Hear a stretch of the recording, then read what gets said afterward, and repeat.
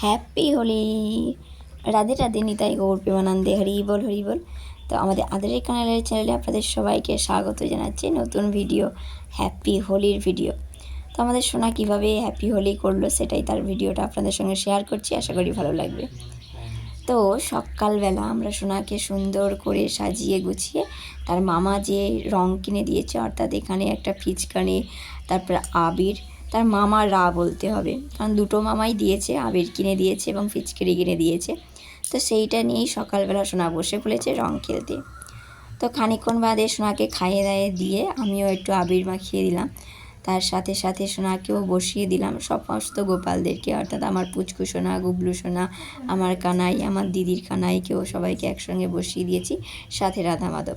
তো প্রথমে রাধা মাধবকে একটু আবির দিয়ে দিয়েছি, চরণে আবির দিয়েছি, দিয়ে তারপর গোপু সোনাকে আবির মাখানো হয়েছে। তো এইভাবে সোনাকে বসিয়ে রাখা হয়েছিল সারাক্ষণ আবিরের কাছে। তারপরে ধীরে ধীরে অন্যান্য সেবাগুলো আমি গুছিয়ে নিয়েছিলাম, কারণ এদিনকে ছিল ব্রত। তো যেহেতু গৌর জয়ন্তী বা গৌর পূর্ণিমা বা গৌর সুন্দরের আবির্ভাব তিথি, সেই জন্য আমরা সারাদিনই উপোস ছিলাম। তো উপোস ছিলাম এবং তার সাথে সাথে টুকটাক করে সোনার আমাদের সেবাগুলো গুছাচ্ছিলাম।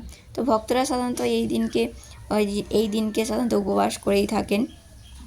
যে সমস্ত ভক্তদের সম্ভব হয় তারা নির্জলায় থাকে, আর কেউ না পারলে একাদশীর মতো ব্রত করে। তো সোনাকে আমরা কিছুক্ষণ রেডি করে দেওয়ার পরে একটা উৎসবে গিয়েছিলাম, সেখানে আমাদের নাম হট্ট হচ্ছিল, সেখানে প্রভুকে ডেকেছিলেন। তো আমিও সাথে গিয়েছিলাম, সেখানে একটু অনুষ্ঠানে অ্যাটেন্ড করে তারপর চলে এসেছি। এসে বিকেলবেলা অর্থাৎ গোধূলি একদম সময়ের সময়, যখন গৌরসুন্দরের আবির্ভাব হয়েছিল, সেই সময় আমরা সোনাকে অভিষেক করাচ্ছি। তো সোনাকে এখানে পঞ্চামৃত দিয়ে অভিষেক করানো হচ্ছে। অভিষেক করানোর পরে সোনাকে সুন্দর করে শৃঙ্গার করানো হবে, তারপরে আরতি করা হবে, তার সঙ্গে তারপরে ভোগ লাগানো হবে।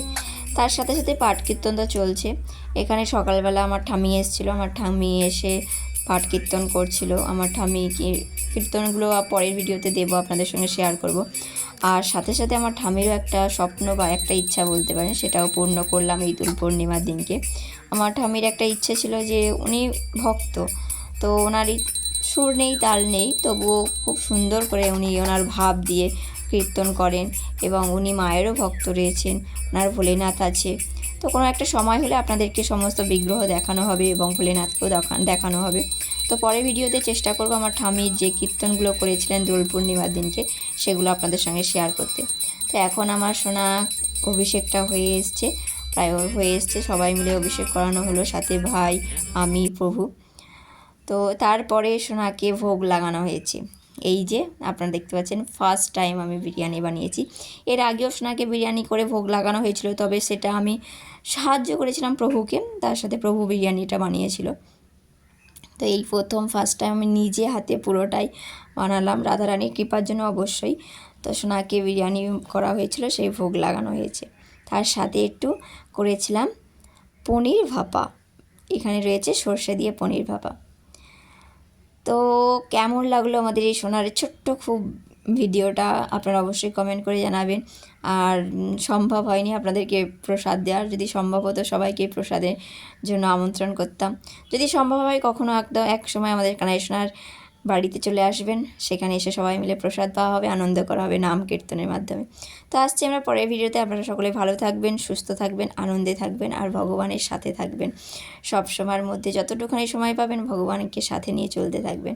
আসছি আমরা পরের ভিডিওতে। রাধে রাধে, নিতাই গৌর হরি বল।